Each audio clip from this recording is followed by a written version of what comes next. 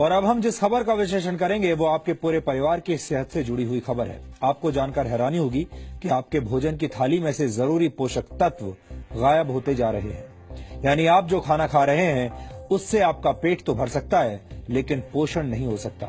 National institute of nutrition ने इसी वर्ष एक फूड कॉम्पोजिशन टेबल तैयार किया है, जिसके आधार पर इंडियन डायटिक एसोसिएशन यानी आईडीए ने भारतीय थाली से जुड़ा एक रिसर्च किया। इस रिसर्च के मुताबिक पिछले 30 वर्षों से भारतीय भोजन की ताकत और उसके पोषक तत्व लगातार कम हो रहे हैं। आपने अक्सर बड़े बुजुर्गों को ये कहते हुए सुना होगा कि पुराने जमाने में भोजन की बात ही कुछ और हुआ करती थी। हर चीज शुद्ध होती थी और आपका खाना शरीर को लगता था।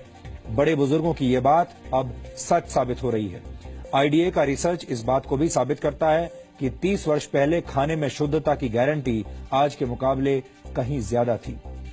आईडीए के मुताबिक गेहूं में 9% कार्बोहाइड्रेट कम हो चुका है। इसके अलावा बाजरे में 8.5% कार्बोहाइड्रेट कम पाया गया है। पिछले 30 वर्षों में मूंग की दाल में आयरन कंटेंट 6.12% कम हो गया है, जबकि मसूर की दाल में प्रोटीन 10% कम पाया गया। प्रोटीन हमारे शरीर के लिए बहुत जरूरी पोषक तत्व है और इसकी कमी से कई तरह की बीमारियां होती हैं। आटे और दाल के बाद सबसे ज्यादा इस्तेमाल होने वाली सब्जियों को भी चेक कर लीजिए। नए जमाने के आलू में विटामिन बी, मैग्नीशियम और जिंक की मात्रा पहले से कम पाई गई है। टमाटर में विटामिन बी, आयरन और जिंक की मात्रा में 66 से 73% तक की कमी देखी गई। फलों की बात करें तो सेब में आयरन कंटेंट पहले के मुकाबले 60% कम हो चुका है। यानी लो हीमोग्लोबिन और एनीमिया से पीड़ित लोगों को सिर्फ सेब के भरोसे अब नहीं रहना चाहिए। इस आंकड़े को देखने के बाद कई पुरानी कहावतों से आपका भरोसा उठ सकता है। अक्सर कहा जाता है an apple a day keeps the doctor away, यानी एक सेब हर रोज खाने से आप स्वस्थ रहते हैं और डॉक्टर से दूर रहते हैं। लेकिन इस दौर में ये कहावत भरोसा करने लायक नहीं रही, क्योंकि सेब के अंदर पोषक तत्व अब कम हो चुके हैं। आईडीए ने इस रिसर्च को तैयार करने में नेशनल इंस्टीट्यूट ऑफ न्यूट्रिशन के फूड कॉम्पोजिशन टेबल का इस्तेमाल किया है। एनआईएन ने 528 तरह के खाद्य पदार्थों में मौजूद 151 पोषक तत्वों की जांच की है। इस इंस्टीट्यूट ने 30 साल पहले भी एक फूड कॉम्पोजिशन टेबल तैयार किया था और उस समय के खाद्य पदार्थों में न्यूट्रिशनल वैल्यू आज की तुलना में काफी ज्यादा थी।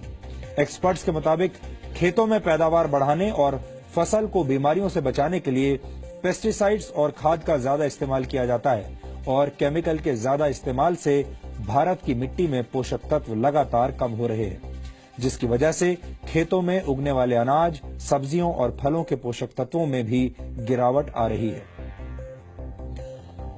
भारत की मिट्टी में जिंक की मात्रा 43% कम हो गई है। इसी तरह बोरॉन 18.3%, आयरन 12.1%, मैग्नीशियम 5.6% और कॉपर 5.4% कम हो गया है। जाहिर है, जब फसल को पैदा करने वाले खेतों में ही पोषक तत्व कम होंगे तो खाने पीने की चीजों में न्यूट्रिशनल वैल्यू भी कम मिलेगी। इस रिसर्च के मुताबिक ऐसे अनाज, फल और सब्जियां खाने की वजह से आपकी सेहत पर अब फर्क पड़ रहा है, असर पड़ रहा है। आपका शरीर कमजोर बुनियाद वाली उस इमारत की तरह है जिसमें हमेशा रोगों की आशंका बनी रहती है। भारत एक उभरती हुई आर्थिक शक्ति है। भारत दुनिया का सबसे युवा देश है। एनएसएसओ के मुताबिक भारत की कुल जनसंख्या में 47 करोड़ से भी ज्यादा लोग कामकाजी हैं, लेकिन भारत धीरे धीरे बीमार और थके हुए लोगों का देश बनता जा रहा है। दिसंबर 2015 में आई द लैंसेट की एक रिपोर्ट के मुताबिक सेहत के मामले में 5 ब्रिक्स देशों में भारत सबसे नीचे है। ब्रिक्स देशों में भारत के अलावा ब्राजील, रशिया, चीन और साउथ अफ्रीका शामिल है। 2013 में पूरी दुनिया में बीमार लोगों की कुल संख्या में से 20% भारतीय थे। भारत में इस वक्त 7 करोड़ लोग डायबिटीज के शिकार हैं और डायबिटीज के मरीजों की संख्या के मामले में भारत चीन के बाद दूसरे नंबर पर है। वर्ल्ड कांग्रेस ऑफ कार्डियोलॉजी के मुताबिक सन 2020 तक भारत में होने वाली 40% मौतें दिल से संबंधित बीमारियों की वजह से होंगी। भारत में हर 10 में से एक व्यक्ति किडनी की बीमारी से पीड़ित है और ज्यादातर लोगों को इसका पता तब चलता है जब उनकी किडनी 60% तक बेकार हो चुकी होती है। ये सारी बातें सुनकर आप चिंतित जरूर हो रहे होंगे।